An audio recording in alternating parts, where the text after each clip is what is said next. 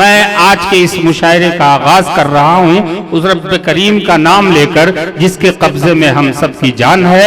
आइए सबसे पहले तिलावत कलाम पाक के लिए कारी मोहम्मद फैज साहब से मैं गुजारिश कर रहा हूँ कि आए तिलावत कलाम पाक से आज के इस मुशायरे को बाबरकत मुकद्दस पाकीज़ा बना दें।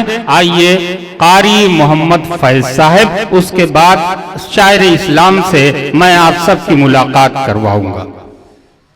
अऊज़ु बिल्लाहि मिनश शैतानिर रजीम।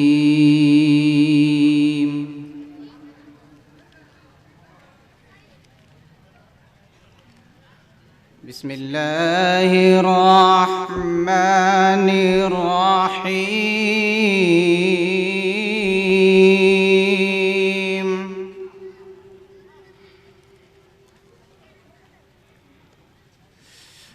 वैलुल लिकुल्लि हुमज़तिल लुमज़ह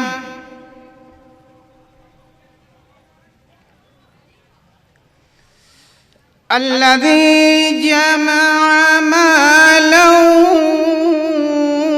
وعدده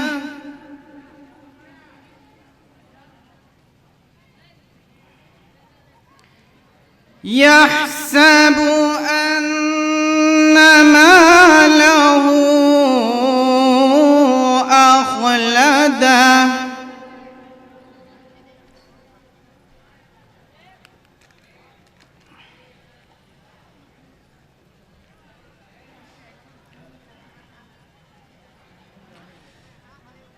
بسم الله الرحمن الرحيم ويل لكل همزة لمزة الذي جمع ماله وعدده سبحان الله يحسب أن ماله أخلده سبحان الله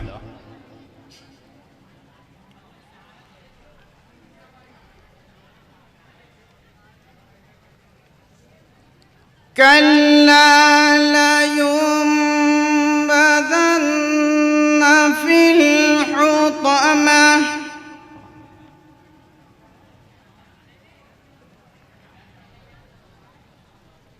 وما أدراك ما الحطمة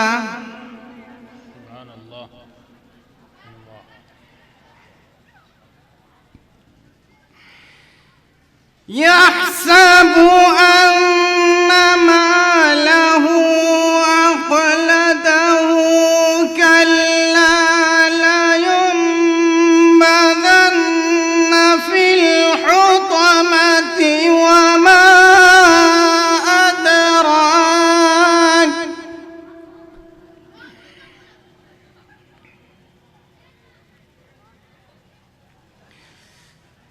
كلا لينبذن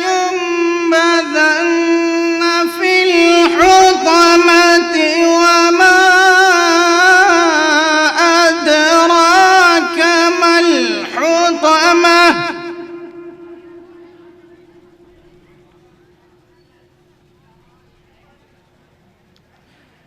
نار الله الموقدة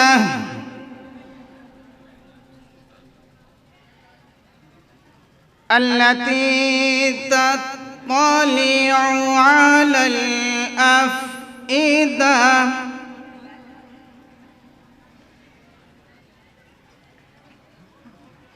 نار الله الموقدة التي تطلع على الأفئدة سبحان الله